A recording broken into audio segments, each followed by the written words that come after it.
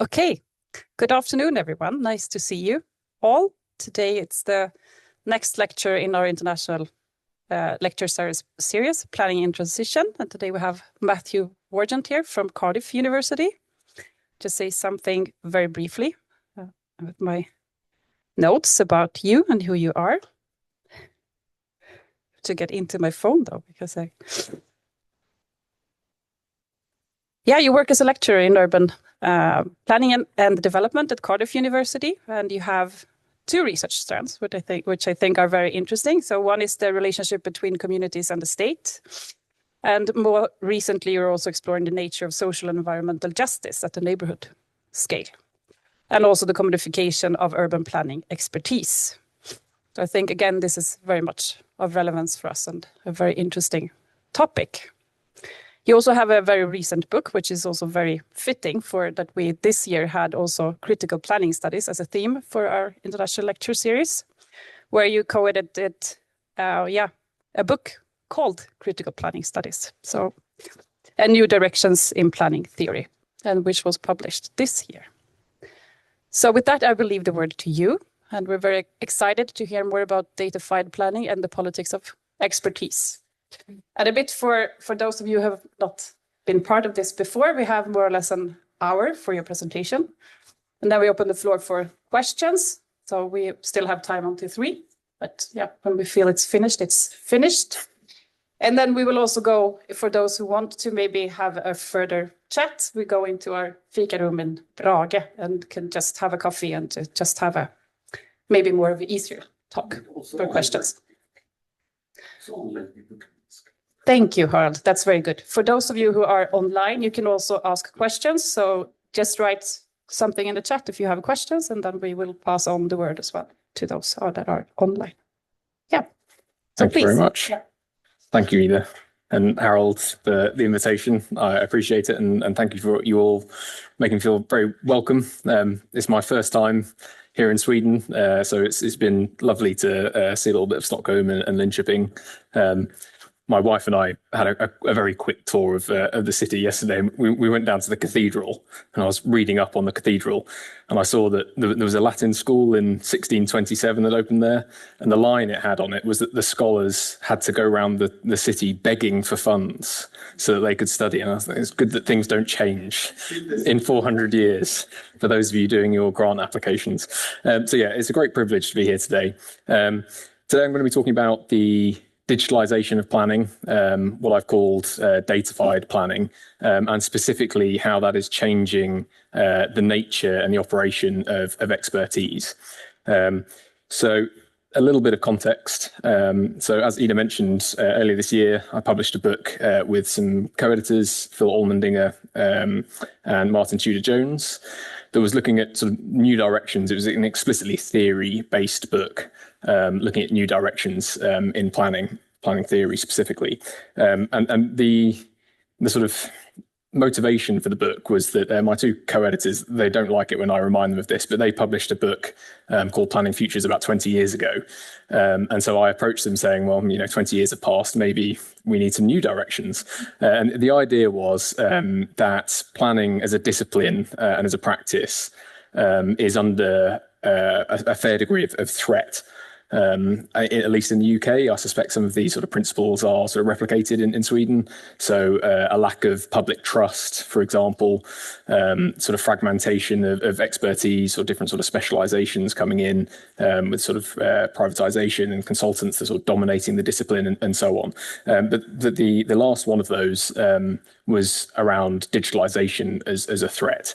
And that perhaps being sort of married up with other sort of concepts and trends around deregulation in particular. So that was the sort of impetus for this book, and there are a number of chapters in the book that deal with that. But that sort of last threat, if you like, is what I'm going to talk about today. And the aim, at least, is hopefully to sort of tread a path between sort of overly optimistic accounts of what technology can do in planning, and that sort of technologically determinist idea of what technology can do in society, and equally trying to avoid a sort of overly pessimistic account of digital tools being something that can sort of undermine professional judgment, if you like. So in terms of what I want to sort of get through today, the first thing is to try and sort of contextualize the digitalization of planning into some other trends that we're seeing in the discipline. I mean, I should say that I'm going to talk primarily from the UK experience. For those of you that are familiar with sort of political economy of the UK, we're I think it's fair to say a more neoliberal society generally than you guys from the outside we see as a quite sort of social democratic country still. So I'm going to be talking from that sort of political economy experience. So I'd be very interested to hear to what extent these ideas are sort of replicated, in Sweden, for example. But the argument really that I want to make is that expertise is the best lens through which we can understand digitalization. We can look at it from sort of a socio-technical perspective. We could look at values, ethics. We could look at it through the sort of lens of professionalism. But actually, how expertise is treated within digitalization, I think, is the most sort of fruitful line of argument, if you like. So the deeper question behind today's talk is the idea that asking what sort of forms of knowledge, forms of authority and labour are being redefined as we integrate more digital tools into planning practice. I expect that it's going to be the sort of defining disciplinary or sort of disciplinary practice of planning. I'll explain what I mean by that in a second. But I will go through that. I will explore a little bit how planners might respond to some of these digitalization trends that are coming in. And then towards the end, I'll talk a little bit potentially about the sort of ethical response that professional planners might have. So to give you a little bit of background, this graphic is from quite an influential report that was produced by some colleagues, Mike Batty and Wei Yang, that was trying to sort of put into context the relationship between planning and technology. If you read a lot of the literature about digital planning in the last few years, it's sort of suggesting that, the kind of AI tools, platform urbanism is a sort of, brand new thing in planning, and which is incorrect. Planning has had a very long sort of history with technology and attempts to sort of adopt it at different sort of times and periods. So planning has often tried to harness the power of technology, if you like. What Batty and Yang suggest is that we're in a sort of era of digital first technology, somewhere between a sort of third and fourth industrial revolution. So for us as planners, that means that we will have a very different set of techniques and tools that are data-driven, very interactive, highly visual, and much more sort of a big sort of temporal shift within that, sort of moving to sort of real-time management of urban space, as opposed to the sort of traditionally, sort of more forward-facing and future-orientated discipline. The key point that Batty and Yang make in this paper is that we're very poor at predicting the future. So when these industrial revolutions, come along and new techniques are there, people like me stand up and say, well, this is going to happen. And actually, very rarely does that happen. But one of the things that I'd like to try and impart today is actually the importance of theorizing the future and trying to sort of stay in those debates about what the future looks like for our discipline. So when I talk about datafication of planning, I suspect this will be quite sort of familiar to a lot of you, but I'm talking about the sort of the move from quite sort of static forms of data that are traditionally used in planning. So if you think of sort of censuses, demographic reports, retail studies, focus groups and interviews and so on, to much more dynamic, real-time, fine-grained, granular data, often called big data. So the definition of big data, which I'm sure you'll have heard, is sort of the amount of data that wouldn't fit on an Excel spreadsheet. So vast amounts that a human planner or a team of human planners could do anything with, far too much. So this sort of exhaustive and highly contextual, but crucially also actionable data, which is this new resource that planners have.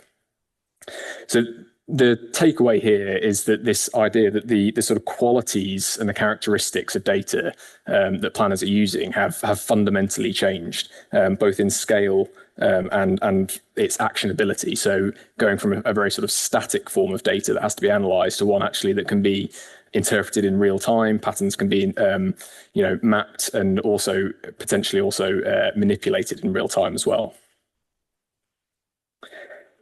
So the sort of techno-optimistic version of digitalization of planning is that the very sort of fluid experiential way in which we spend time, live, work and play in cities is very fluid and dynamic and ultimately sort of qualitative and individually mediated. And that digital tools, actually this shift that we're seeing here brings us a lot closer to the way in which we actually experience cities. So we're no longer having to rely on data that was sort of collected a number of years ago, is very sort of static and sort of discrete in its nature.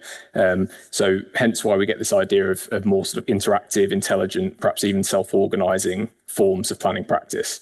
That's what I'm talking about when I talk about sort of digitalization of planning.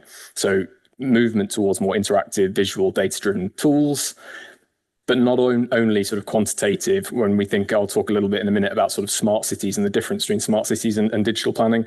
Quite often we sort of leap to sort of quantitative analysis of big data, but increasingly with sort of generative AI, the ability to find patterns and summarize qualitative text, which planners often specialize in a sort of very, qualitative policy report-based discipline. There is a sort of a threat and an opportunity there as well about how planners actually sort of go about their day-to-day work, if you like, and we'll look at some examples of that. One sort of distinction that I'll make is between digitization and digitalization. So digitization is the process of moving sort of analog documents essentially online in sort of machine readable formats and linking them together to make them more sort of accessible. That realistically is actually where a lot of planning practice is in the UK. I don't know if it's a similar experience in Sweden, but if you want to find, information about a municipality's plan, you have to navigate to their website, whereby, you might be given a kind of list of unnamed PDFs that aren't scannable. You have to try and sort of like dig them out, work out where what they're referring to, whether they're still active and so on. So the digitization is about bringing that into essentially, I was going to say the 21st century, but almost the sort of late 20th century, about the ability to sort of navigate an accessible website. Digitalization is more about the kind of tools that we'll talk about in a second.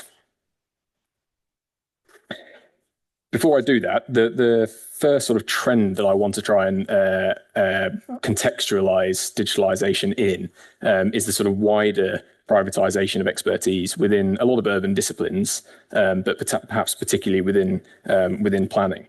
So increasingly, planning is reliant on a constellation of different specializations and disciplines.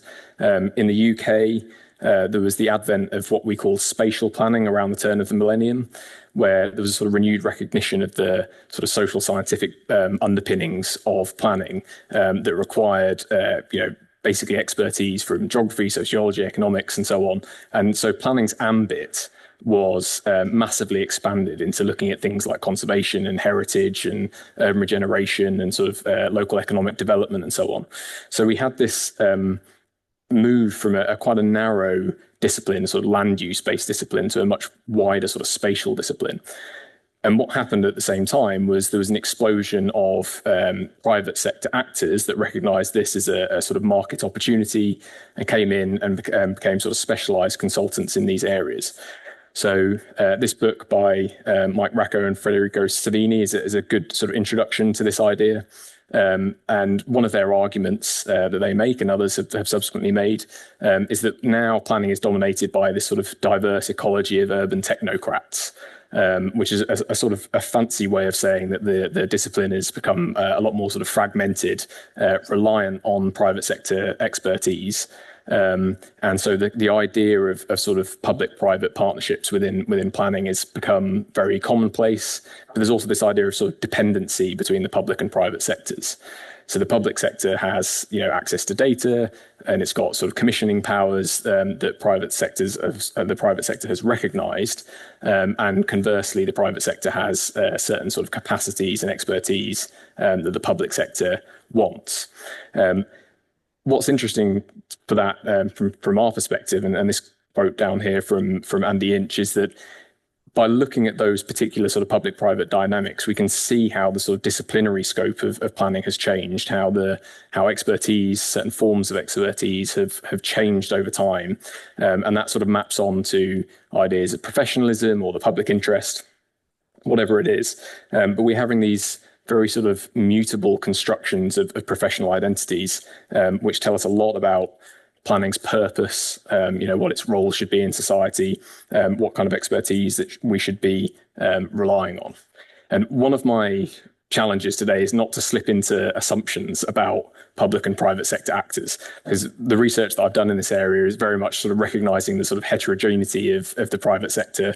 It's not a kind of like public good, private bad argument by any means, but it's recognizing the sort of relation between these two. So using the work of Raymond Gauss, for example, actually it's the relationship between those two. Actually, it gives us a lens that tells us something about planning and about what its purpose is. We can sort of try and reveal lessons of authority and power by looking at who is privileged within practice at any particular moment.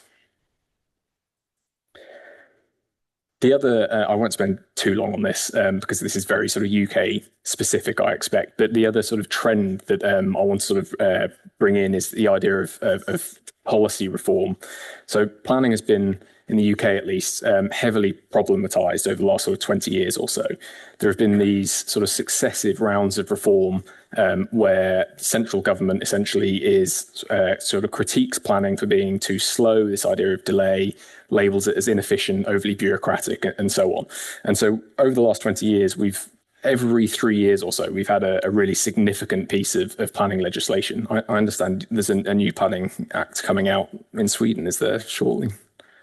There is an increasing involvement of the digitalization of the comprehensive class, that they have to be digital as well. But I don't know where it is exactly in the kind of, yeah. Right.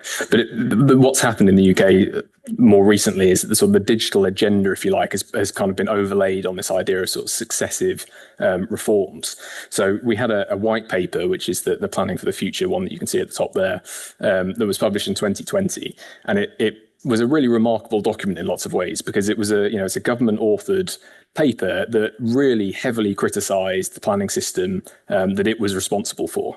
This was a government that had been in power for 10 years at this point, but it really laid into planners as sort of inefficient actors who were sort of holding up economic growth essentially. And what it did is it basically used the sort of digital agenda as the kind of silver bullet that was going to change this. It was very open about the creation, sort of state creation of markets within planning. So it talks about sort of open engagement with prop tech entrepreneurs and so on. And this ended up being the Levelling Up and Regeneration Act that was published a few years ago. The quotation that you can see at the bottom, I've not listed who it was. It's a colleague that works in practice and lectures on some of our digital planning modules. But he was at that point quite a senior civil servant within the government ministry that is responsible for this. And his view was that actually the government had no idea what it was doing when it introduced this digital first approach. So we get this idea that the sort of technological ambition of some of these tools is far outstripping the actual sort of institutional understanding of what these tools are doing. So they've bought into a very kind of techno-optimistic idea of what digital planning can do. So the result is we've had this explosion of prop tech or plan tech organizations that are vying for the development industry, but also state planning authority business, essentially. Some of these will probably be quite familiar to you. I suspect they are in operation in Sweden as well. And over the last 3 or 4 years now, over the course of teaching a development a planning and digital planning and development masters, I spent a lot of time talking with practitioners about their sort of disciplinary backgrounds, what it is that they see the purpose of planning as, what their tools are hoping to achieve. And that's a lot of the basis of what I'll come on to talk about. The thing that's interesting about this particular group of actors is that most of them, I would say a sizable majority, don't consider themselves as planners. A lot of them come in from other disciplines. Obviously, you also have sort of data scientists, IT project managers, and so on. So they don't necessarily subscribe to the sort of status and norms of like built environment professions. So in the UK, we have an institute called the Royal Town Planning Institute, which accredits planners, and the membership of that as a membership organisation amongst these kind of actors is very low. So the idea of like codes of conduct or, you know, methods by which you might sort of assess the kind of ethical conduct of these actors doesn't really exist. So we're sort of having this new community of actors coming into planning with a huge sort of degree of influence, if you like, but we know very little about what their motivations, backgrounds, education, you know, purpose actually is. The one thing that they do have in common is a very a sort of a remarkably uniform understanding of the built environment as a sort of computational and data-driven and ultimately sort of optimizable through their tools. So there's sort of central contention here that the kind of, you know, personified, messy, contingent idea of the city can be created in a much more sort of orderly way. It can be optimized through these kind of tools. And the takeaway that I want you to get from this is that they have all the hallmarks of an epistemic community, one that spans government, the private sector, consultancy, and industry. So by epistemic community, I'm talking specifically about the work of Peter Haas, who was I think still is actually a political scientist at UMass Amherst, and he defines it as a group of experts with shared sets of knowledges, normative and casual beliefs, and practices used to provide advice, contextual framing, and social learning to navigate complex socio-economic landscapes. Rob Kitchen and colleagues, this was in that Racco and Savini book that I mentioned earlier, have spoken about it specifically within this digital planning context. So they are able to come in as a sort of a group with a remarkably consistent language, talking about the nature of the city, about the problems within planning. And they espouse a very sort of convincing rhetoric around innovation. So the efficiency and the sort of ultimate impartiality of technical tools and what they're able to achieve in planning. Obviously, this kind of tessellates very neatly with sort of traditional neoliberal views about the public sector as something being sort of deficient in some forms of expertise, but also very inefficient in other ways as well, overly bureaucratic. And it also echoes the sort of new public management NPM principles of being very sort of customer facing, consulting what the user wants ultimately, and preferring measurable outputs as well. So there are sort of corollaries here with the NPM neoliberal language around the sort of disciplining of the state through forms of expertise that are being introduced amongst this sort of problematization of planning. And the crucial thing is that where these epistemic communities are successful is that their ideas are sort of introjected. They become the norm, essentially. And so when you have this kind of, you know, fairly large and sophisticated ecosystem of actors that are coming in, that we don't know much about from a sort of research perspective, you know, looking at planning, it's quite, you know, interesting to see, and we don't know yet actually how those ideas are sort of translating into everyday practice. So to give you I might talk very quickly about this book on the right-hand side here, which is a book that I came across, you know, by chance actually, but John Agar talks about the development of the state and its relationship with technology. And I think it actually has, although it was published, you know, over 20 years ago, it has a lot to say about how technology shapes the kind of governance systems that we have. So his argument, in short, is that the kind of the machinery of the civil service in particular as this sort of impartial sort of source of expertise is essentially modeled on the computer, and the kind of forms of computation that we have, obviously he was talking about a previous era, ultimately kind of dictates the kind of governance system that we ultimately have.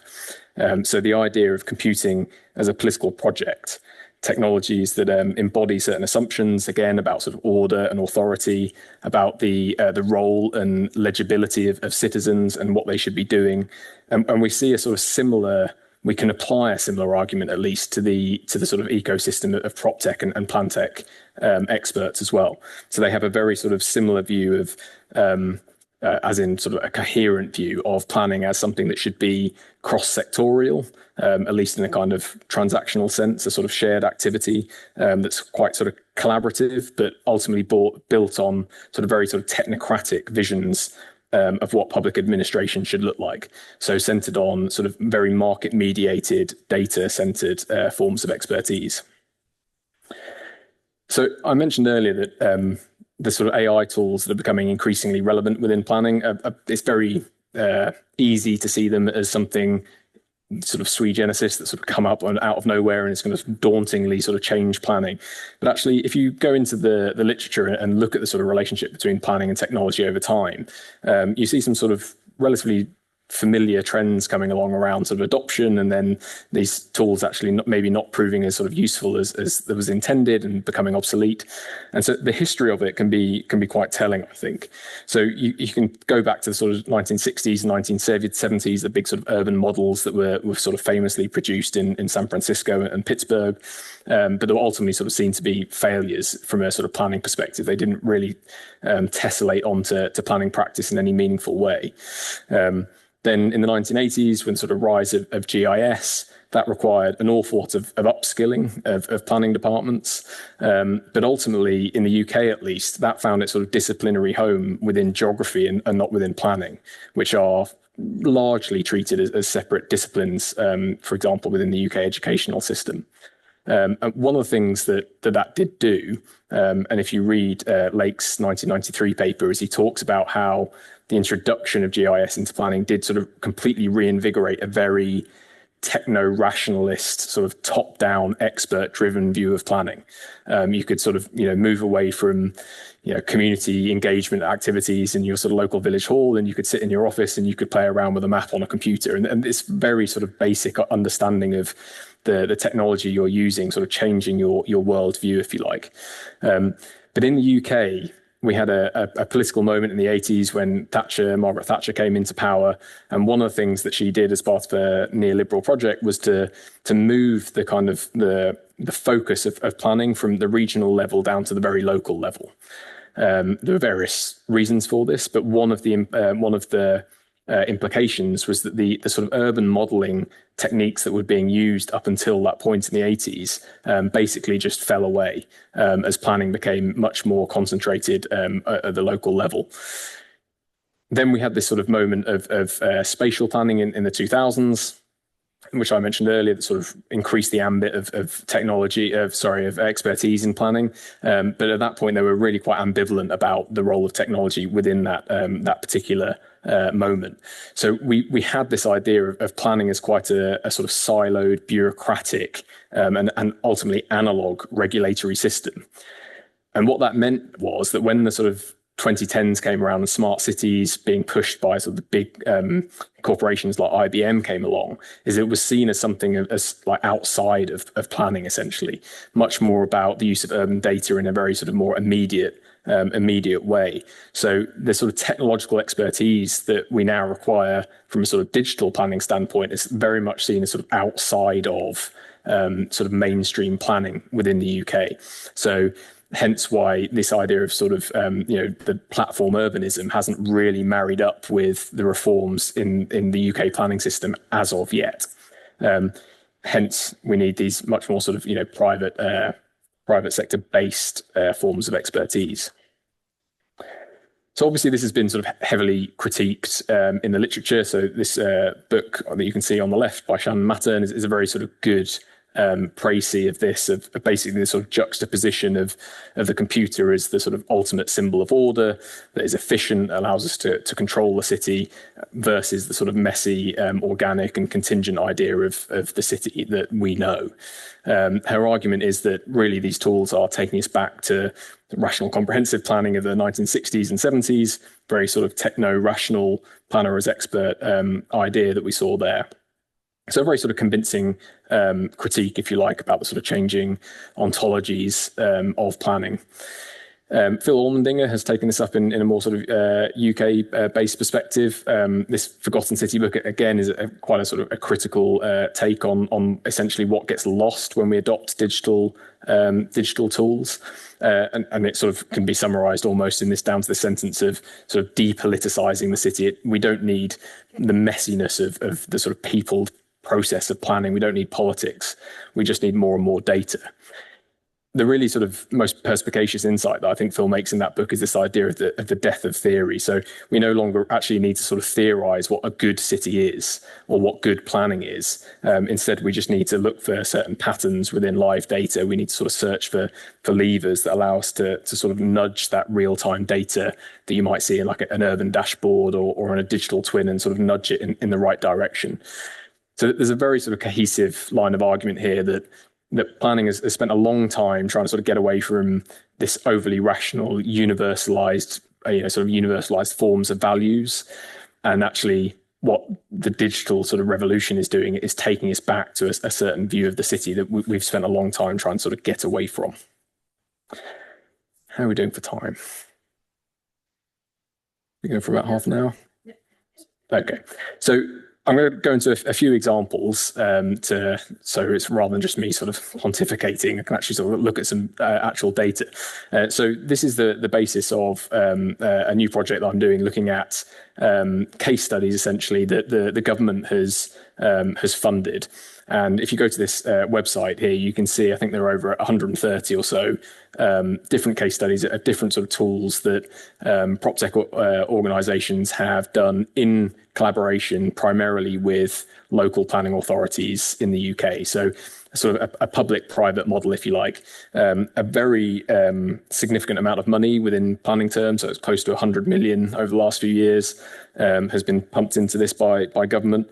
Not a huge amount of money in sort of public policy terms, but if you look at the amount of money that's gone into and the cuts that have been made to the planning system in the UK over the last 15 years or so, it's actually remarkable that they're talking about actual net additions to planning budgets.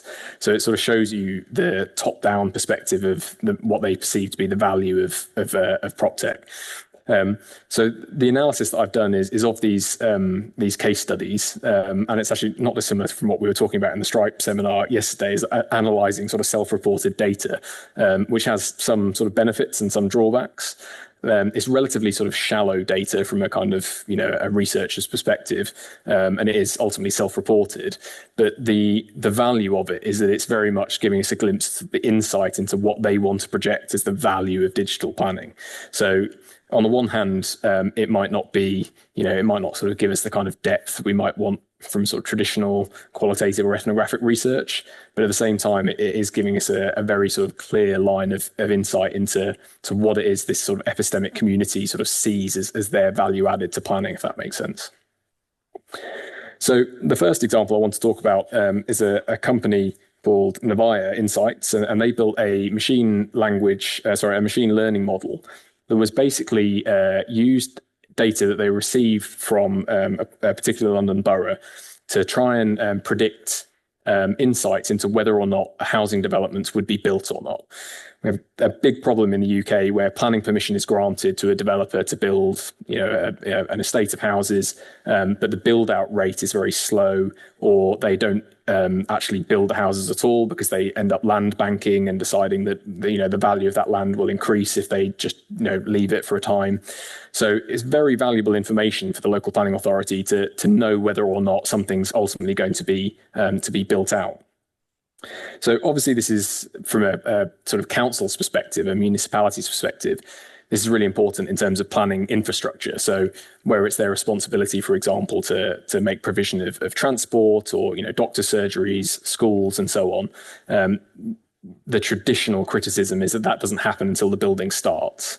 So if the council is able to predict with some degree of certainty whether or not that building will go ahead, then they've got a good sort of way of essentially saving money in terms of where they target their infrastructure.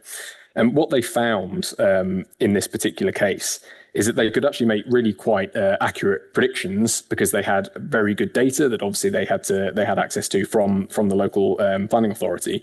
But what they found, they considered tenure type, the type of planning application, but they concentrated specifically on something called the community infrastructure levy, which is a form of land value capture, essentially, where it's basically a tax on development. A certain, based on the sort of the square footage of a development, you have to pay a certain rate to build out those houses.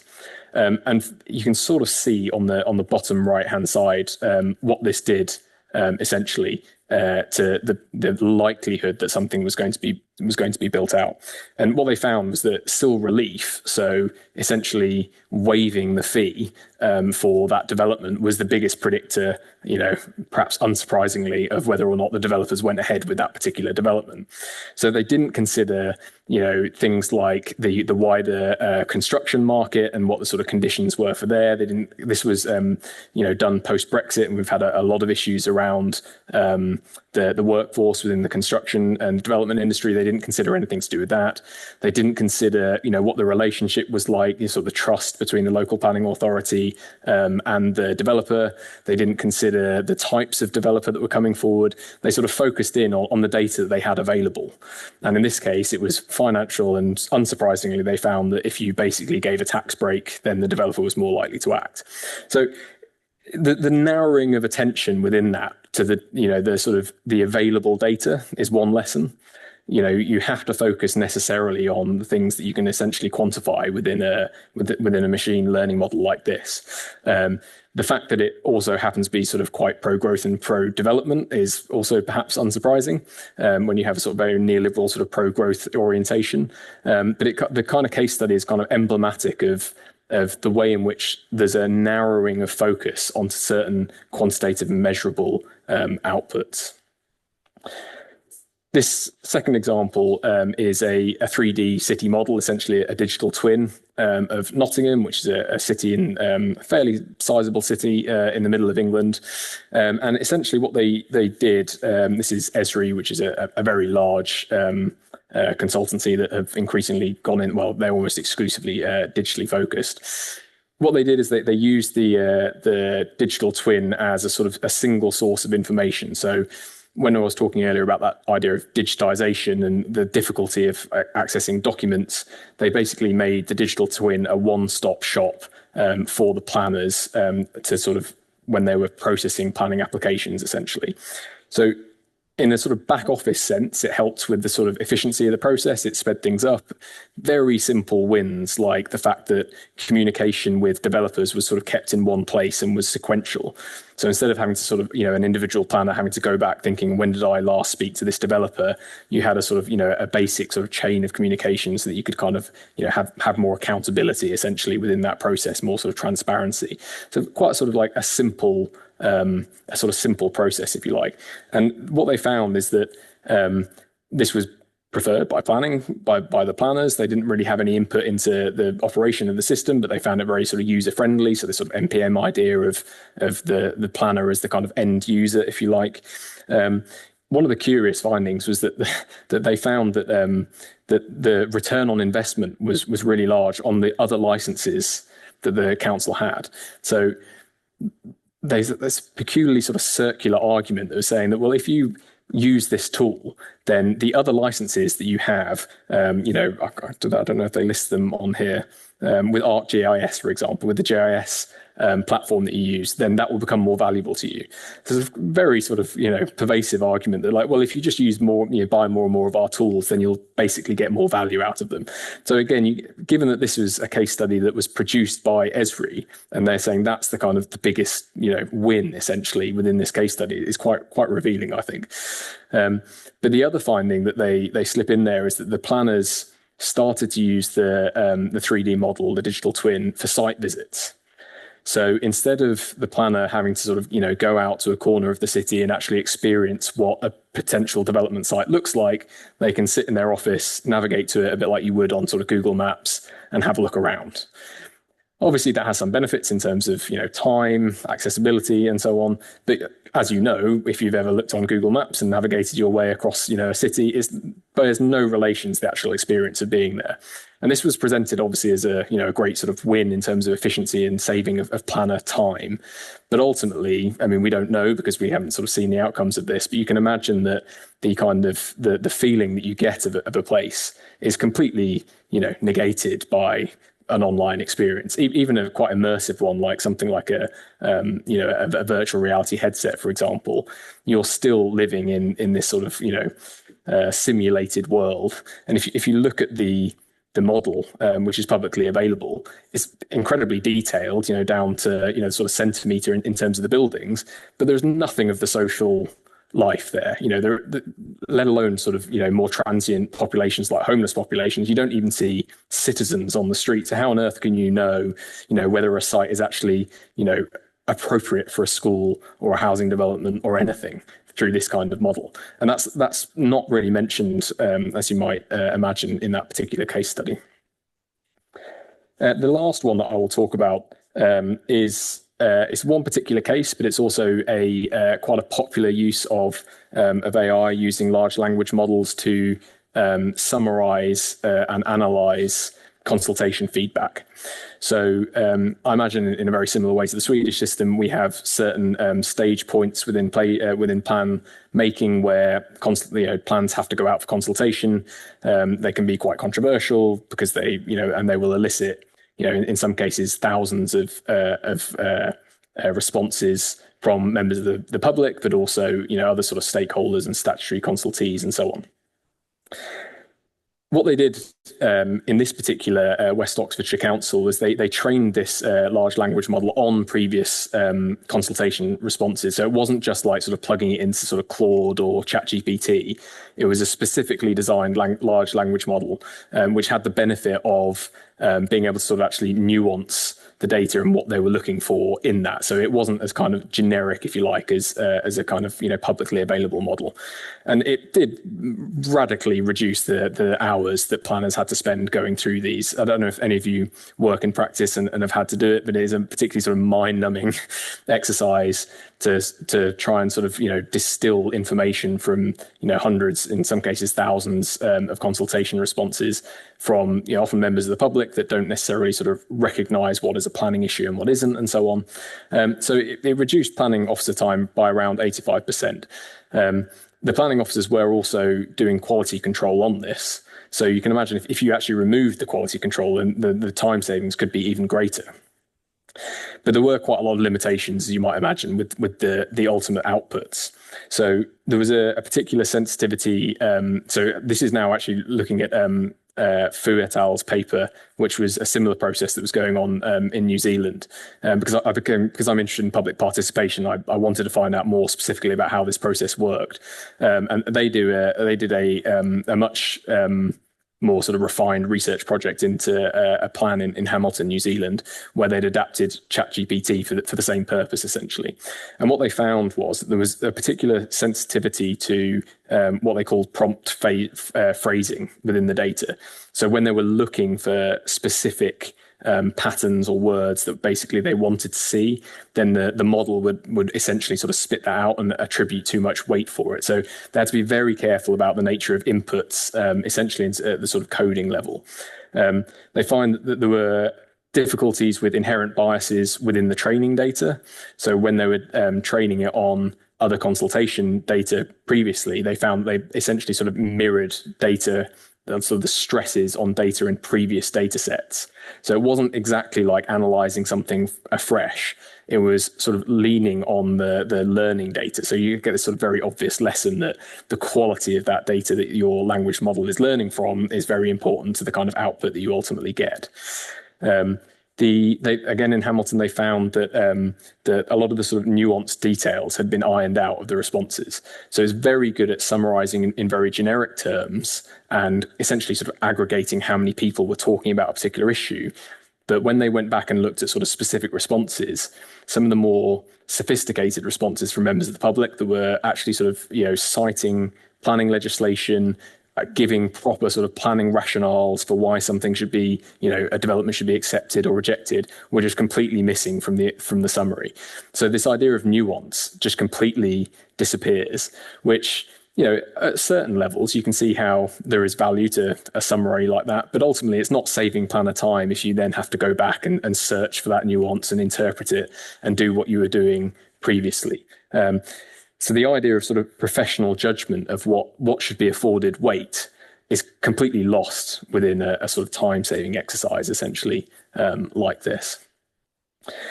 So without going through, so you don't have to go through 100 odd different case studies, I've tried to sort of analyze these in terms of what it means in terms of expertise.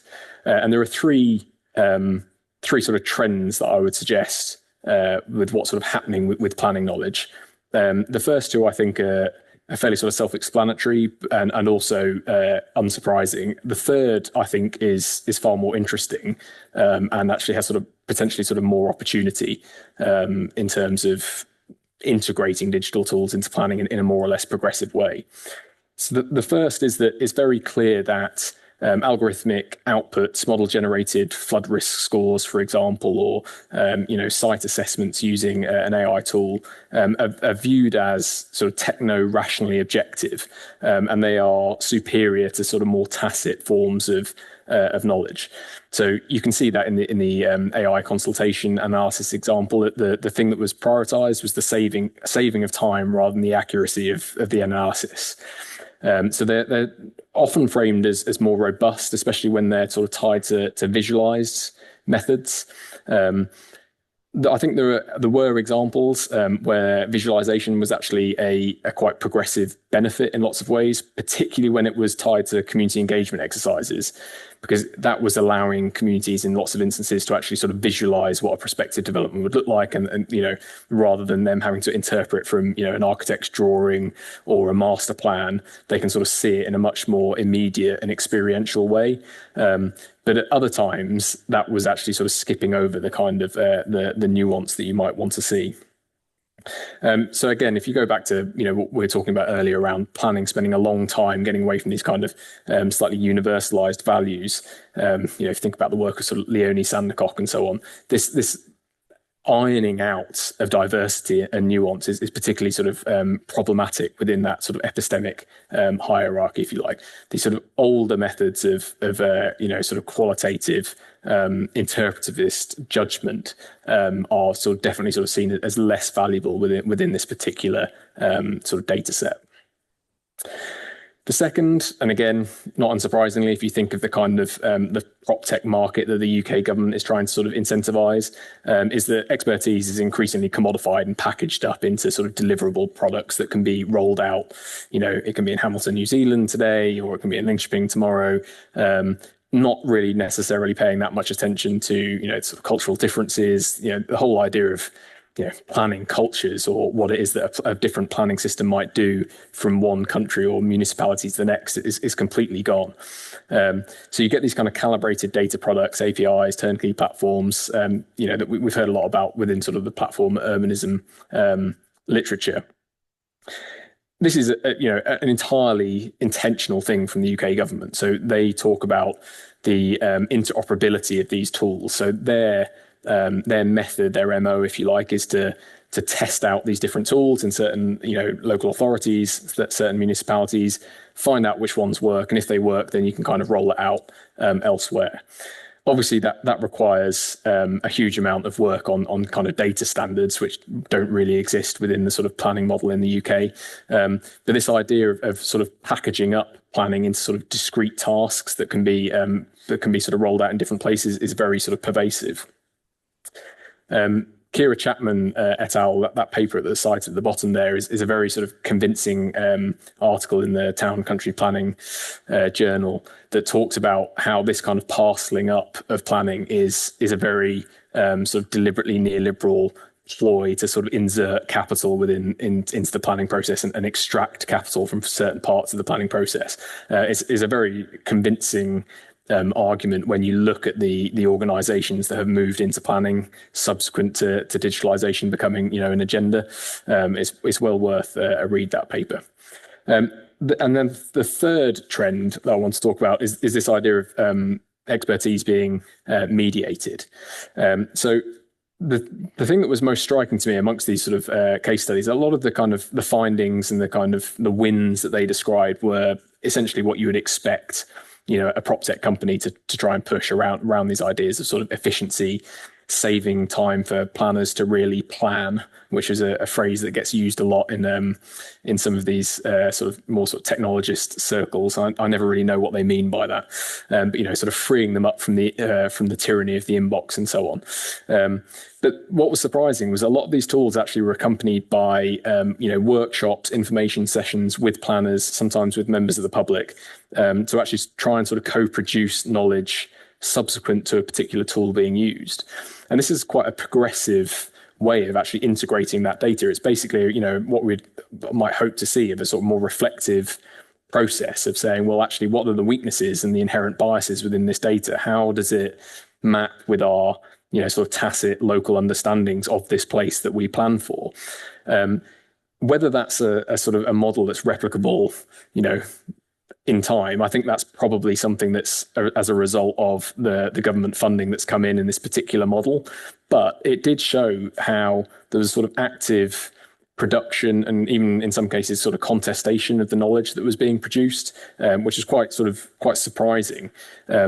The privileging of certain information was not quite as clear as it, you know, the case studies would sometimes have you believe. There was pushback from planners, there was refinement of models, there was better training of data, for example. So it's not quite as sort of clear cut as these models are, you know, as extractive as you might imagine. There was a sort of genuine attempt on behalf of a lot of these organizations to mold the tools to the particular sort of planning organizations that they were working for, which I thought was sort of quite progressive. Obviously, within this, you still have a high degree of public-private dependence. You know, you're still sort of seeing the essentially the sort of hard technical data-facing expertise being retained within the private sector. And the private sector are also simultaneously setting themselves up as intermediaries within this process. So an explanation of this, you know, particular data set, for example. So the Van Schwalk paper at the bottom there talks about open data within the government, within the education sector.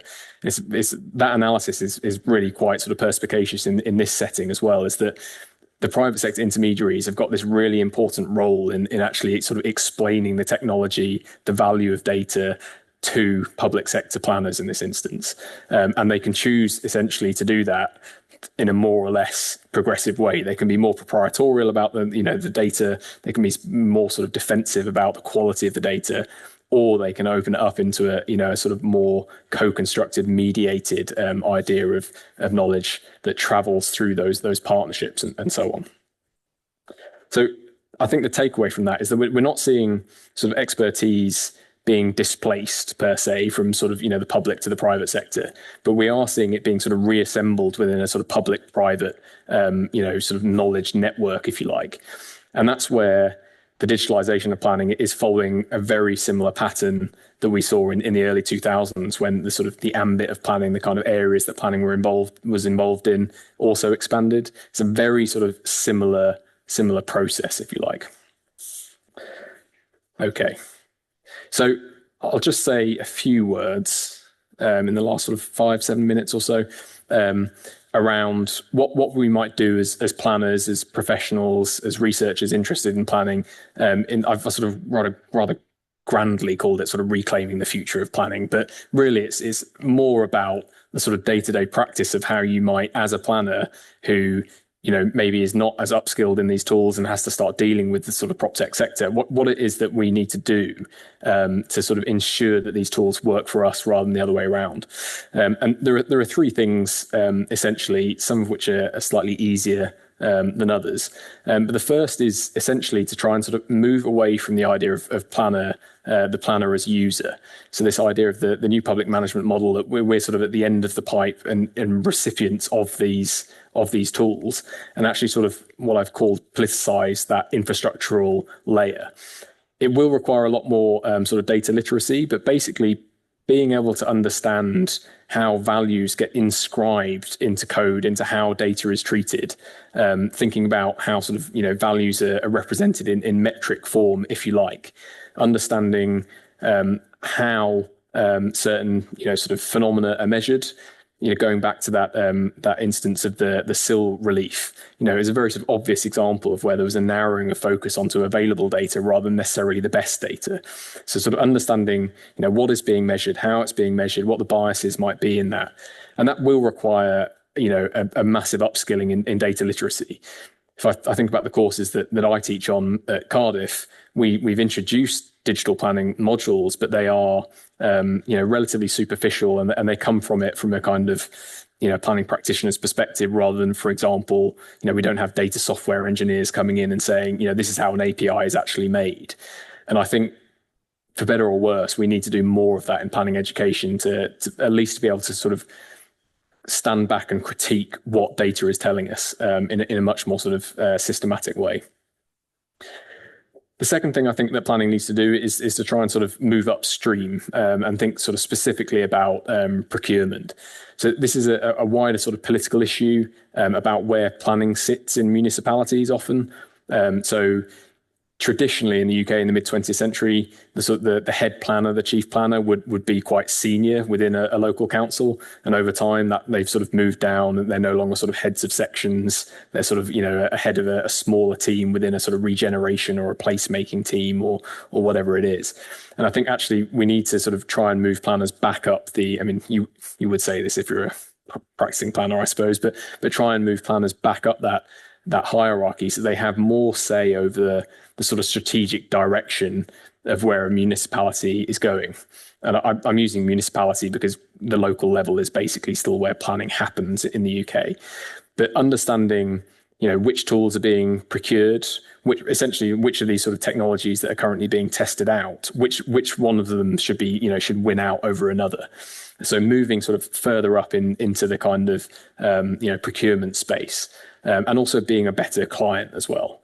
One of the things that comes out when I research this privatization of planning more broadly, the private sector is very sort of consistent in the fact that the public sector is a really poor client. I know I said I wasn't going to make sort of sweeping generalizations, which I've just done, but that is something, a sort of truth that holds quite sort of consistently. The public sector quite often doesn't know exactly what it wants out of a particular sort of tool or contract or so on. That they quite often change their needs sort of post signing a contract, or they don't really know what sort of data is required. For example, they don't necessarily think about sort of future proofing the kind of tools that they're working with. There was a classic example of a small city close to where I live in the east of England that got involved with a very large US consultancy that was sort of more on the sort of smart cities field, but they are essentially using data to monitor car parking spaces. And this system works sort of very well. They could sort of using sort of signs, direct people to the open car parking spaces in the city. But what they didn't realize is that they were locked into this contract in a very sort of proprietorial sense, where the sensors still belong to the company. They had to buy the data back from the company each year, which wasn't when the municipality changed political, when the politics changed, the incoming party didn't realize that they had to sort of subscribe to this, basically buy their own data back from this company year after year. So like instances like that are just why the public sector is not necessarily sort of pragmatically thinking about how it can be a sort of a better client. The last one that I'll talk about is prioritizing tacit knowledge. So this is something that can be done, I think, in two ways. So the first is through that idea of sort of data literacy is valuing and trying to find a way to inscribe more sort of tacit, qualitative, experiential knowledge into digital tools. On the one hand, so for example, the idea of attributing weight in a planning judgment, it may be that there's an opportunity to actually sort of give greater sort of credence to consultation responses, for example. You can guide sort of metrics and parameters and so on. But the other way is actually to defend the kind of more traditional planning sort of process and methods that might be more sort of face-to-face, more sort of slow and deliberative, and finding a way to, where possible, integrate those, but at least defend them so that they are not being, sort of overrun by more sort of efficient methods, if you like. And that's, that can be quite difficult. I think, because when you sort of hear arguments about savings of sort of 85% of planner time and so on, the heads of planning department are thinking, that's great. That's a saving of like, 2 posts a year or whatever it is. So I think that within the profession, we need to be much better about recognizing what the sort of the skills, the sort of professional judgment that we bring, to a plan making process actually looks like. This is going to be quite a difficult undertaking. So the 2020 white paper that I mentioned, one of the things that it very controversially introduced, although it's subsequently been dropped, was the idea that the UK would move from a discretionary planning system to a zonal planning system.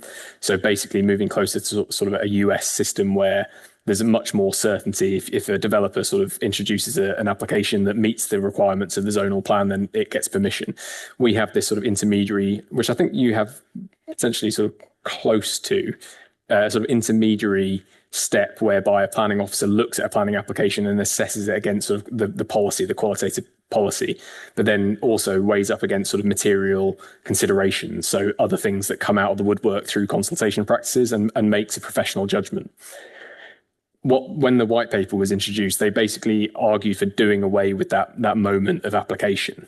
So you basically, because digital tools are much sort of, more geared towards rules-based systems, which a zonal system is. So it's a very sort of explicit example of trying to rid politics and discretion from the process. And so those are the kind of reforms, if you like, that I think planning needs to step away from if they can. The last thing I'll say, which is a little bit more sort of speculative, but we're trying to sort of look at these reforms from a kind of socio-technical perspective, which is trying to sort of interpret digitalization as a sort of ongoing normative and political project. And what I mean by that is that the way in which we adopt technologies and the types of technologies that we actually adopt is a very sort of ultimately political process. It is not a neutral, apolitical sort of march towards progress. It's ultimately sort of shaped by the things that, the sort of values, the cultures that institutions and individuals have. So if we think about like an ethical response to that, I think that ultimately means moving away from, sort of universalized rules that you might see in a code of conduct. For one reason, because like I mentioned, the kind of epistemic community of actors that have moved into planning don't necessarily subscribe to those kind of traditional built environment professions, for one thing. So that they might not matter. But just generally, we could think about it in a more or less sort of Foucauldian sense of how do we react to these tools. So it's more about sort of self-formation in the sense of sort of subjectivities, if you like, adopting a reflective attitude about how we implement the tools that are at our disposal. The biggest part of that is trying to sort of unpick and recognize the sort of certain professional subjectivities that tools actually encourage within us. So do we sort of see planners as more or less sort of objective operators of a sort of datafied system of tools that have these kind of like technocratic responsibilities to make these sort of tools work in a more or less optimized way? Or do we see ourselves as, deliberative practitioners that are, educated in a certain sort of body of knowledge that allows us to sort of make more or less, professionalized judgment, attributing weight to sort of different arguments, if you like. So the idea there is obviously, a fairly sort of facile one that technology sort of shapes our behavior. But in order to have an ethical response to that, we need to sort of look at our own daily practice and see what kind of values are being drawn out through the use of a particular tool. What does a good planning outcome look like, dependent on what tools we're kind of adopting at a particular time? So the final few things that I'll say, and also opening up perhaps to some ideas of some questions potentially, is that the sort of one of the takeaways that I take from looking at this this data set that we're not seeing in the literature so far is that digital reforms is really, it's just the latest in a long line of problematizations about the purpose and value of planning. I certainly see that from the UK perspective, where planning is sort of often under the microscope as being a kind of quite slow and a regressive, inefficient sort of reified system, if you like quite sort of antiquated. And this is just like sort of the latest example of trying to sort of undercut, if you like, or at least, you know, open to scrutiny what it is that planning does and what value it's sort of adding.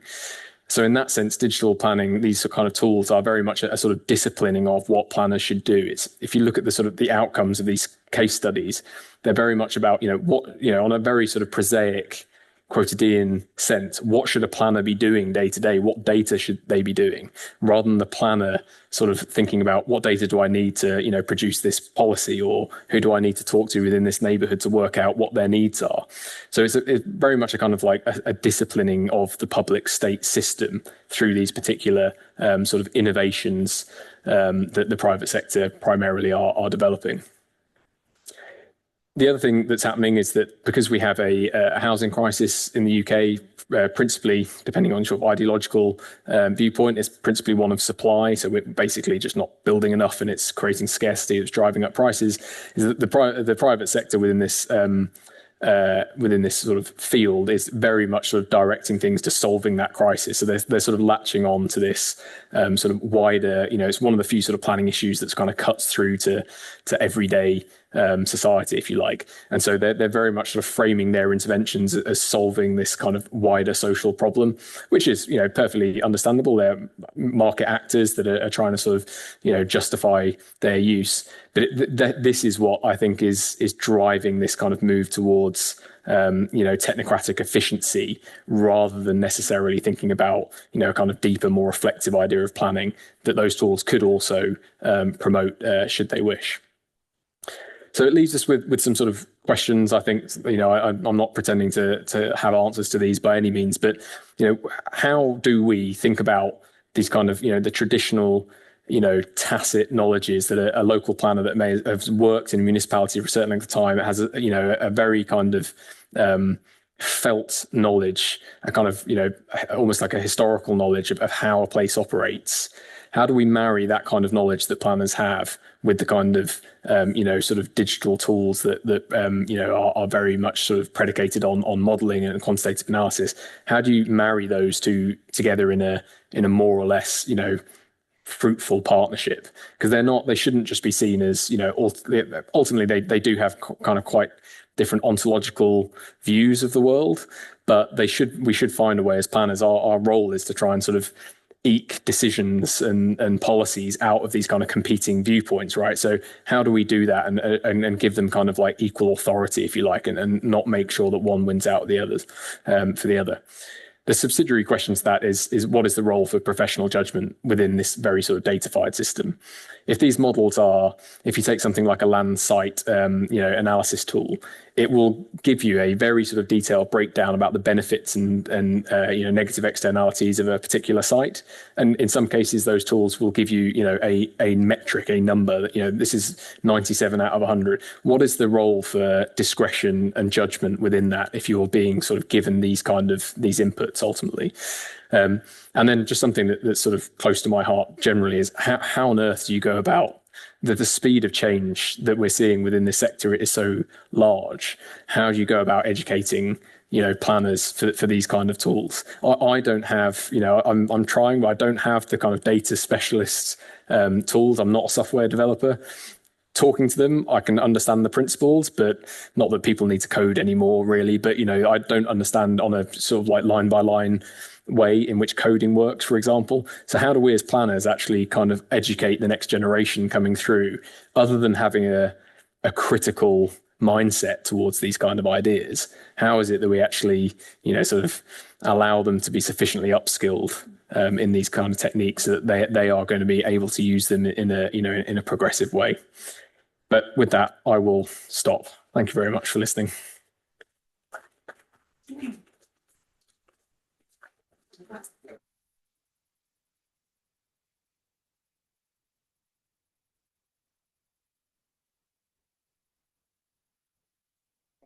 Should be on. Yeah, good. Yeah. Again, thank you so much. Thank you for an interesting presentation. The last question we're struggling with a lot as well. So then, so maybe I can't ask you the question, even though I had it on my mind throughout the whole talk. But we will open up the floor for questions and discussion. So please.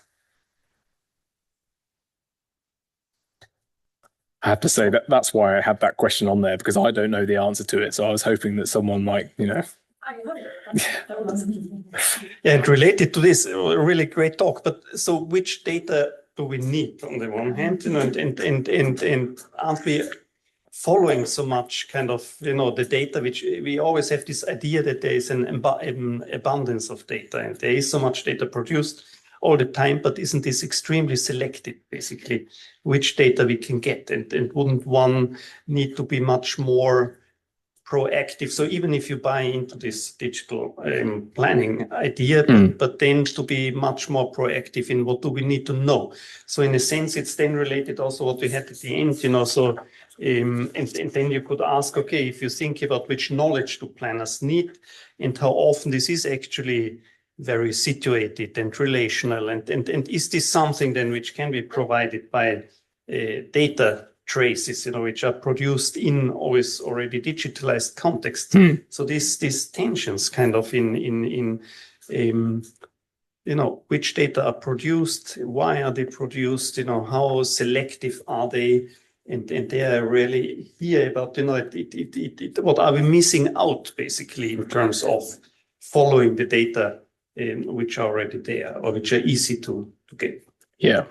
I mean, it's a good question. It's one that I struggle with as well. And one of the reasons I highlighted this idea of the sort of the mediation is because I think that is the answer to your question. I think is that we need to sort of, rather than allow the tools to be developed and then tested, I think planners need to sort of move much more upstream, answer that question specifically, because ultimately they're the ones that will have to sort of translate any output. So at the moment we are recipients of whatever sort of proprietorial data a particular sort of organization has access to, and then they analyze it and planners sort of say whether or not it's sort of more or less useful. I think what needs to happen is that idea of moving upstream so that those conversations happen much earlier. The mediation, sort of the idea of sort of workshops that are kind of trying to work through these arguments, is the most progressive thing that I found in this data set for that reason, because you then can you're not necessarily able to sort of change the nature of the tool at that point, but you are able to sort of demonstrate the value of certain pieces of information within that, if you like. But the nature of the data that a lot of these organizations are using are not new data. The methods of collection are often new, but if you think about the kind of information that would be required on a site visit, for example, that has not changed. It's just the method by which we're gaining that data has changed. So if you're doing that through Google Maps or a 3D model, you're fundamentally changed. The qualities and properties of that data are fundamentally changed. So I think the question is less about what is the data we need, it's how are we mediating that data, if you see what I mean. If you have this example of site visits, which you also had in the talk, I mean, so what's missing out then? You mentioned all the social activities around it, or other types of smelling and other types of relating to this whole area. Would it be possible, or is this a mediation issue possible, to be more explicit about, or I mean, it's also about understanding then actually the expertise. So it is closely related to which expertise does a planner need to make a decision on site. Yeah. And now suddenly you have this extremely reduced digital environment. Yeah. And could the planner then basically say which kind of data? Yes, so and I think that is happening. So a good example of that, it wasn't the case that I talked about here, but it was a council up in the northwest of England that was using, it wasn't Esri, it may have been View City, but it was using another digital model on the site visit example. And what they found was that, it's very sort of accurate visualization. But when the planners received the data and the analysis of the site visit, is there was nothing about light. Because what the organisation had done is they'd modelled the prospective development, but they hadn't modelled the wider neighbourhood, basically. So the first thing that the planners were saying was, well, we need to know whether or not the housing that you're going to build, whether or not it subscribes to our light standards, whether or not it's sort of overlooked, and whether or not the windows are going to receive enough light, to make it sort of habitable.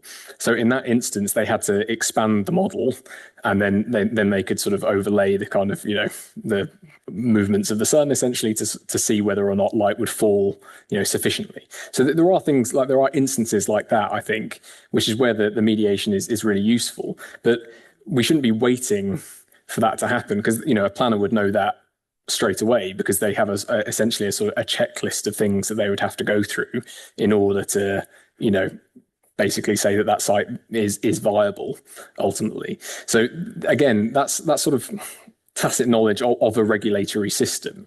And this is also where the idea of like tools being sort of transferable doesn't necessarily work out, because if you don't have space standards or light standards or whatever it is, then, if you don't have that option in a tool in Sweden, but you need it in the UK, then the tool has to be adapted.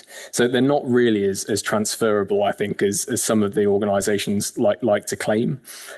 On the flip side, the more that these are iterated, and the more kind of variables, if you like, that can be input into, something like a site visit tool, then the more nuanced that information that you're going to get is. So there is this, ultimately this idea of like the tools can be iterated and optimized. Personally, I think there are certain things about the experiential nature of being on a site that, you can't replicate.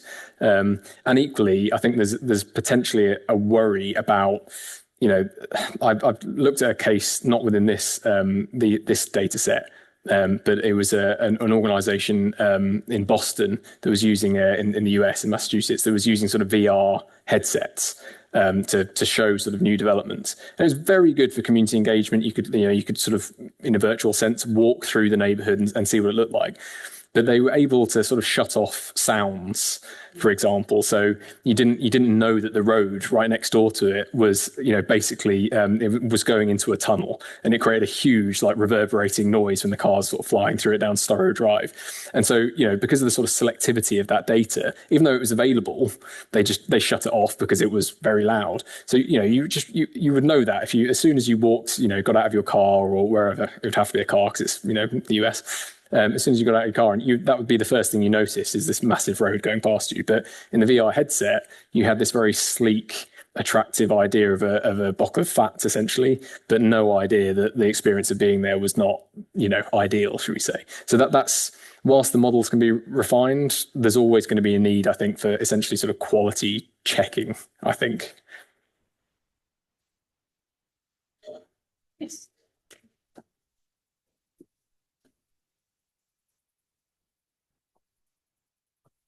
Thanks so much.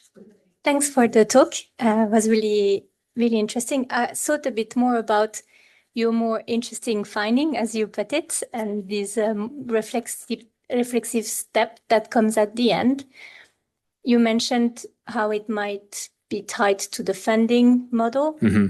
I was thinking also how it might be tied to the experimental governance type of instrument that seems to reflect.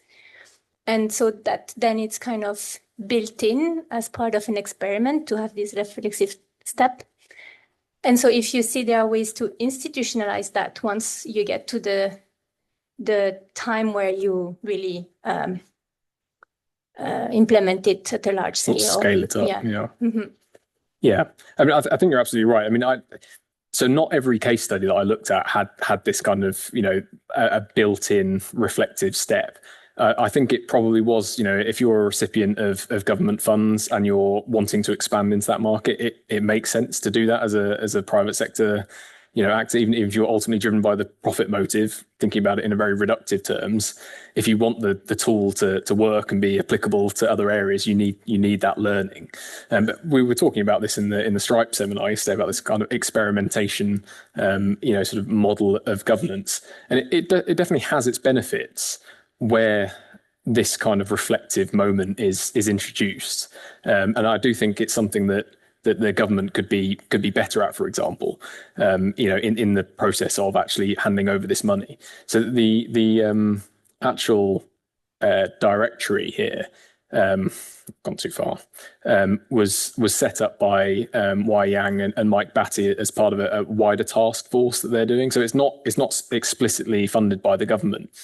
All the projects that are on there are basically government funded ones. But yeah, I think it's something that if we're to learn the lessons of what works and as you say, to sort of scale these tools up, then we need a much more systematic way of collecting data on, what actually goes on. The other thing that's really noticeable within this is that perhaps understandably, and I think planners are often guilty of this more generally, is there was an obsession with process. So, obviously a lot of that's about efficiency and how do we sort of speed this up and how much planner time do we save? But there was next to nothing on what the ultimate output was.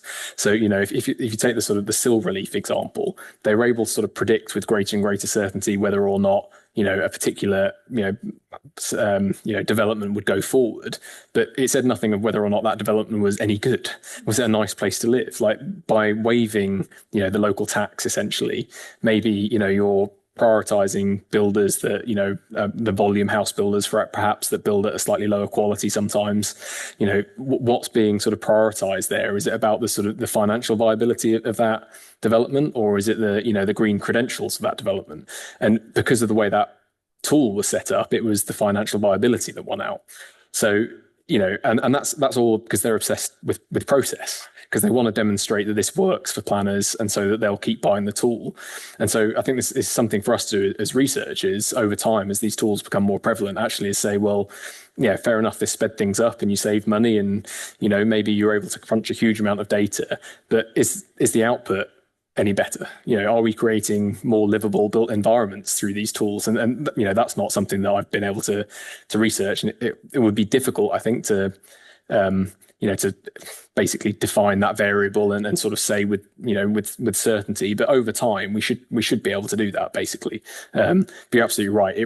It starts with much better data about what's being done. Because of course the other thing is that these are essentially front runners. They are, this kind of ideal, first attempts at this. And so just because something is, happening in Folkestone doesn't mean that it's happening in Cambridge. And so you also get this kind of postcode lottery of, well, this tool might be great, but actually only certain people are getting the benefit of it right now.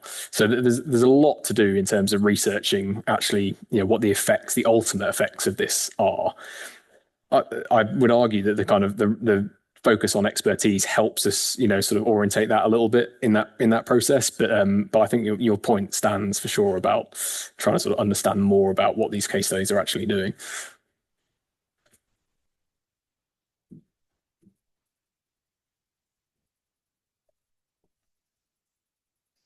Thanks a lot for this. I really enjoyed the entire lecture.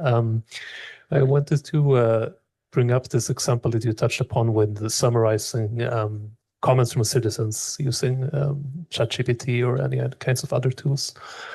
And so, yeah, I think this seems like a very concerning development in many ways. And obviously it's easy, as you explained, it's easy to understand why somebody would try to use this approach to save time and focus on other things in the work process and so on. But I'm thinking about this, as you did as well, I think, but in relation to how messy the planning process can be and also how important it is to look at what people actually say. So very briefly, there's a big densification project going on pretty close to where I myself live. I'm not directly affected by it, but I looked at the plan and not so long ago, the comments from the public were published. So I'm not sure how it is in the UK, but in Sweden, you can actually access all of them. And it is true that there were a lot of weird stuff in there. Also, people commenting about, laundry stuff and other things related to more the kind of house where they live rather than the plan. But it was a lot of very interesting and also very well justified anger of different kinds. And it seemed to me that letting go of or not getting in touch with those sometimes also kind of visceral reactions you would really miss something in there. And I don't really have the kind of theoretical language or framework here, but it seems as if this is where we need a kind of critical theory, or where we need the philosophers to discuss the kind of the relationship between the system and the life world, or something like that. That you're really letting go of something. If you would just get a summary saying, the people are unhappy about the proposal. So.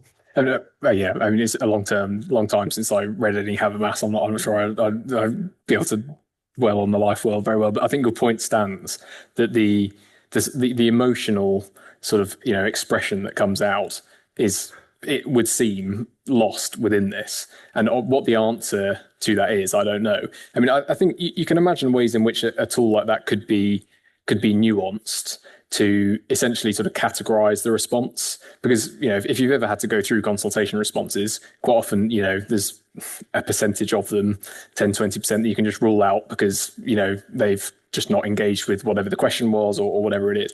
So you can imagine an analysis tool would be able to sort of break things down quite quickly and perhaps sort of suggest which responses actually bear human, consultation, sort of analysis, if you like, which might sort of get us closer to a sort of hybridized system potentially. You would still need a system of control within that. The degree to which emotion can be sufficiently registered, because the real difficulties when you think of a system like that is there are already accessibility barriers. So if you're sort of very rhetorically gifted and you've got a high level of education, or something about the planning system, your response is going to be given more time, most likely. And the same thing could be said if you're not, your levels of literacy aren't that good. When I write, my writing comes out awfully unless I have a spell checker. So unless the portal's got a spell checker, the thing that I'm putting in there might be absolutely useless, and I have no idea whether ChatGPT is going to be able to analyze that. So the idea that we don't really know the accuracy of the summary is inherently problematic. There's also another thing, which is that I know from some work that I've done with community groups that some more sophisticated community groups, like neighbourhood planning groups that we have in the UK, are using generative AI, ChatGPT, to produce their responses to consultation. So you're going to have this wonderful situation where chatbots are producing probably some very well evidenced, detailed sort of planning responses, and then a chatbot is analyzing that response. And it's just, is it just going to come down to sort of computing power? Who wins that argument? I don't know. But it's, the nature of access to resources becomes a big issue there. Like, it is a genuine worry that if essentially the party that can afford the more sophisticated model can use and it's the same holds true for planning departments. If you have the latest sort of analysis that is actually sort of giving you better fine-grained data, then that's an affordance that maybe the next municipality doesn't have. So how you constantly sort of monitor that is going to be the big question. I think there's not a lot about quality control in an ongoing sense within this data set. So the sort of the reflective workshops that we're talking about were kind of quite good at reflecting on how the particular tool worked at a particular time. But ultimately, if you have the statutory responsibility to listen to your residents, I don't know. I mean, there might be legal arguments about this, about whether or not using ChatGPT to analyze consultation responses actually is an adequate form of consultation. If you can't sort of adequately explain what it is that they've said and how you've analyzed it, these things might even play out in the courts ultimately. There are wider sort of societal implications to that. But for now, a lot of the savings around efficiency, I think, will be outweighed by the amount of quality control that will actually ultimately go on in planning processes, I think. Okay, we have an online question also. Lina Berglund-Snodgrass. Lina, I think you can ask yourself. Can you try?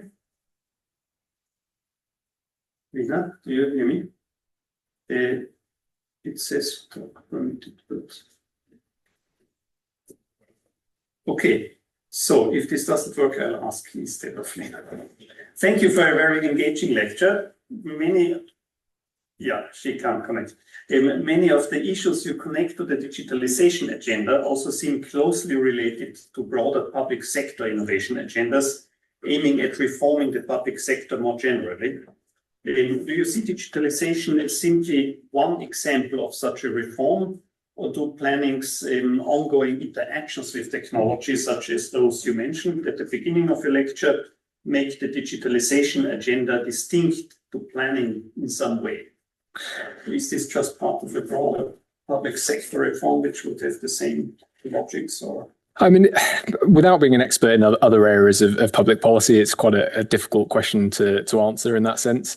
I think the way that I would respond to that is that when you go back to sort of historical moments of reform within the UK planning system, at least, and the sort of the 2000s moment that I mentioned, where there was this sort of advent of spatial planning, that was a very sort of that was tied to sort of wider agendas around sort of the modernisation of the state.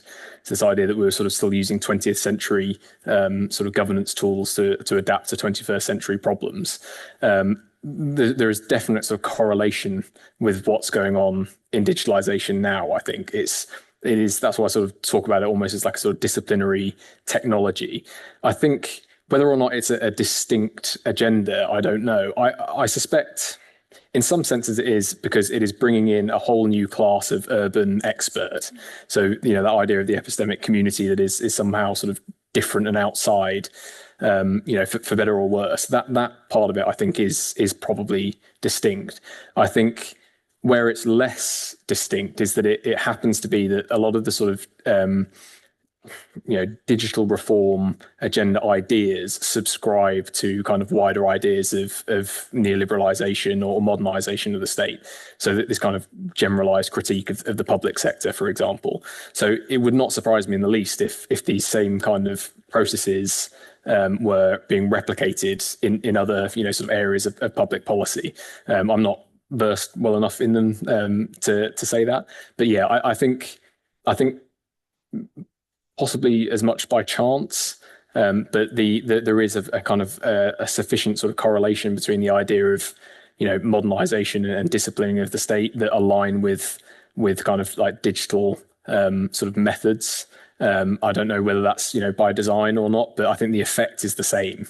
Is that, yeah, it will become like a quite sort of consistent pattern, I think.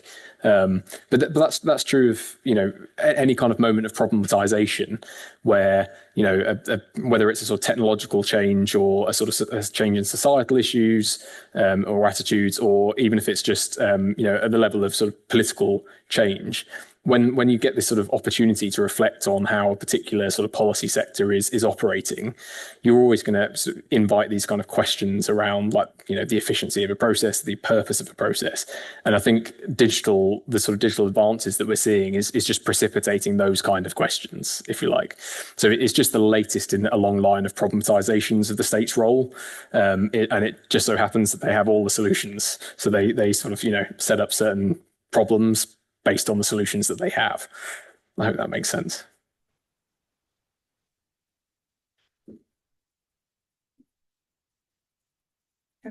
Thank you for a very nice lecture. I really enjoyed this. So maybe this is connected to the question of education of planners that you posed last in your slides. My impression is that planners somehow see their roles as more kind of a technical oriented work they need to do, but then how do they self-reflect on their kind of agency in this new reassembling of knowledge networks and planning practice that you mentioned also? It's a good question. It's something that I would like to do more research on, because one of the difficulties that we have, so that there is research being done looking at, you know, sort of attitudes of planners to some of these tools. And for some of the reasons that we've discussed, these tools are not uniform by any means. So there was a paper that some colleagues at Cardiff did, Ruth Potts and Brian Webb, looking at the attitude of planners to digitalization. And what they found actually is that so many of these tools, like when they were asked sort of what technology do you use, they were talking about, you know, Microsoft Word and PowerPoint and things. They were not talking about, you know, Esri's latest, you know, digital twin.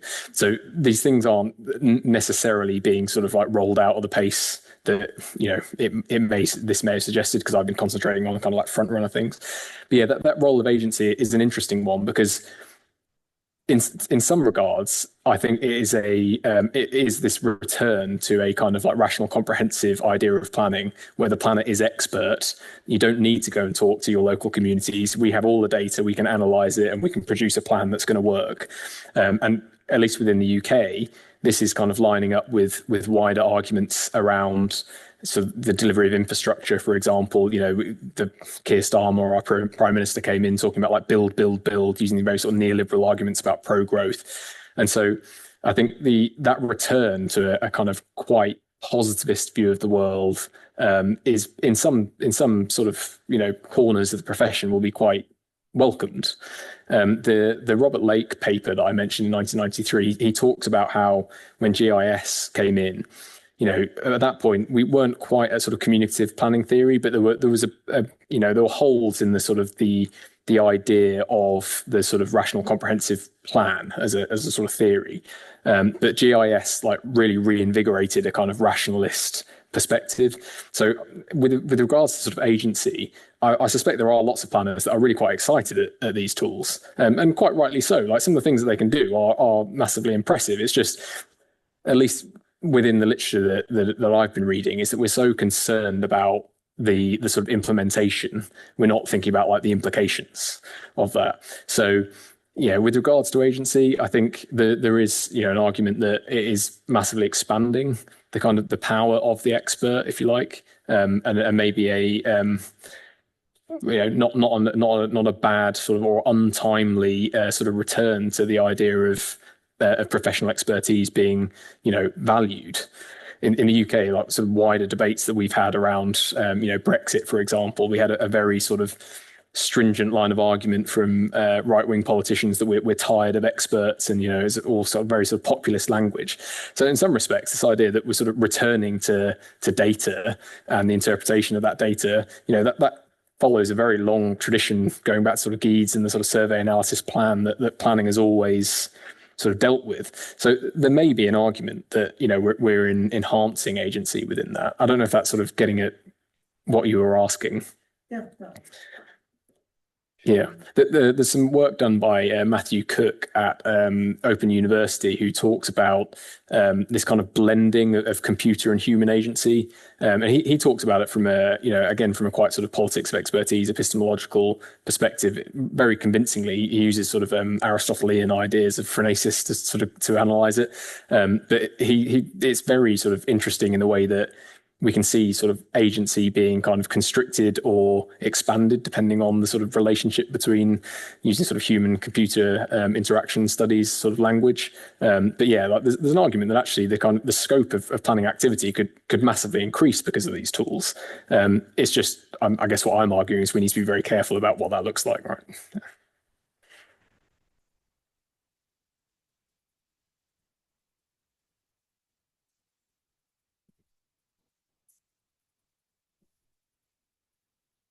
Thank you for the lecture.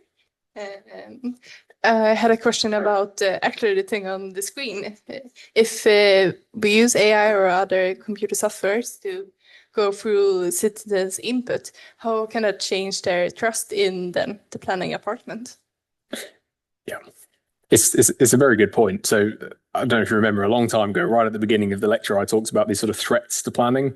And one of the things that we were talking about when we were discussing that book was there's plenty of evidence over years that public trust is being reduced in planning. And yeah, I think this example, I don't see how that is, you know, enhancing, you know, from a, you know, citizen's perspective myself, that doesn't, like, you know, instill much by way of confidence that my voice is being listened to, right? So I research public participation more generally, and these tools are becoming, you know, more and more popular. Where they're used most effectively, they are used in conjunction with more traditional, you know, sort of negotiation, mediation, consultation techniques. And I think ultimately that will have to stay if we're going to sort of engender any kind of trust. I mean, you could argue, as we were discussing earlier, about sort of outputs, that, you know, if built environment outcomes improve through the use of these tools, indirectly or directly, then trust, you know, might start to increase. A bit like the sort of the agency question, is that I think a lot of people aren't necessarily interested in public participation when things are going well, right? We know this when you look at any kind of consultation data. The vast majority are critical, negative comments, and that's perfectly understandable. But you don't tend to sort of respond to, a planning application or a local plan process saying, yeah, everything looks great, thanks. You write about it when you say, well, you haven't thought about this, or what about these implications? So you are dealing with a group of people who perhaps don't trust the system almost like inherently. And you're absolutely right. I don't see how these kind of processes in and of themselves are going to improve that sort of particular situation. I think there'll have to be a lot of work done in terms of, convincing the public, if you like, of the efficacy of these tools and how robust they are. I think they will engender a lot of distrust, because you're saying, oh, so you're not even reading my emails anymore. I didn't think you were doing it much before, and now you're not doing it at all. So I think there has to be, there will have to be a very convincing narrative that the efficiency savings are, as we discussed earlier, about maybe about sort of removing redundancy from the process and concentrating on the kind of the most important issues, perhaps. That might be one way in which you could kind of create a narrative that the tool is focusing in on what really matters. And so that might engender trust potentially, because, ultimately what this is doing is you're still analyzing the data and you're still using the data. So if you can make the argument that we're just doing that more efficiently, then ultimately we're maybe responding more efficiently. But it'd be quite a hard argument to make, I think. And that's why, we sort of put public trust as one of these threats to planning in the book, is that digitalization doesn't necessarily, help that sort of, threat, if you like.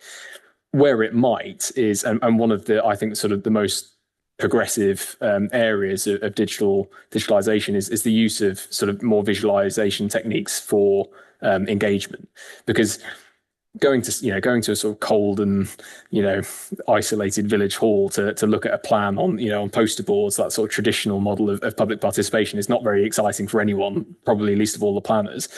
But if you've got a digital twin or a 3D model or a VR headset, that is just obviously more exciting, more kind of like immediate and interactive. So there are other tools within this sort of suite of like reforms, if you like, that may help in that sense. Anything that kind of increases the level of communication between those that are doing the planning and those that they're planning for is good, because then both sides start to recognize what the other is ultimately doing. This tool is not that. This is what you might call like a back office tool, right? It's to help the planning process be faster for them. But I think that the wider point that you make about the public perception of them it's not something I covered, and it's really a very important one. And it's something that planning, officers might need to think about when they're using these tools.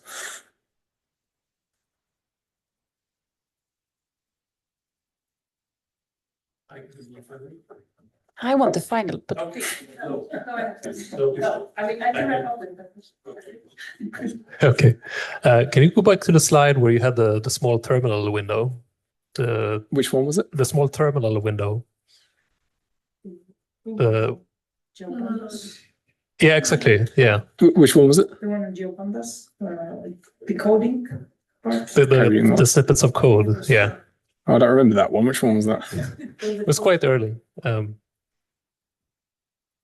Yeah. This one. Yeah. So really brief. So when I see this, so the example in the terminal, the black window. Yeah. This is also this. There's also something positive here, because this is also very different from buying ESRI's super expensive software. So this is, I don't know GeoPanda specifically that much, but this is free software, right? Yep. This is one way of approaching the city, of learning to write code and plot things in that way. Also get a connection to the kind of free software movement and all of that stuff. Yep. There's also truly liberatory potential in this. So I know that you said that you don't have any solutions for how planning education should be able to integrate these things, but do you have any kind of ideas about that, or discussions you have with colleagues in your discipline or neighboring disciplines or anything like that? Are there any role models or Yeah, I mean, so the wider point, so you're absolutely right. So you can go to this website, the planningdata.gov.uk, and you can see the effects of this code and like basically, publicly accessible data. We're trying to put all, LPA data, sort of local plan data, as much as it's still map based, onto that system so that anyone can access it, and that helps with the transparency trust issue to a degree. But yeah, something like that, for example, that particular example was from the chap whose quotation that you can see, and he had used that. His one of his sort of initiatives was trying to encourage planning courses specifically to have coding in their syllabi. The problem is, of course, that now with ChatGPT, you don't need to be able to code. You can tell ChatGPT to code. You can produce APIs and apps and so on without ever knowing how code works. So one of the problems is that this stuff is moving on sufficiently quickly that, which is always something of a problem within planning education, that you may be sort of educating people for today's planning system and not tomorrow's. I suspect the answer to it, if I'm honest, is more sort of collaboration outside of planning. So one of the things that I've been planning to do for some time, but not quite managed it because of the vagaries of university administration, but it is coupling up our master's students with our computer science master's students who they do dissertations where they sort of get publicly available data and run such sophisticated analysis of them. And I think if you marry them up with a planner who knows what kind of planning data looks like and what kind of outputs we might want from that, so that you have that basically replicating this kind of, essentially public-private partnership with data specialists, with planning specialists, then, they could produce excellent research, at that level. How you integrate it more sort of firmly within, the planning education itself, that would be, beyond my level of expertise, something like that. So it would be something of borrowing from other disciplines, I think.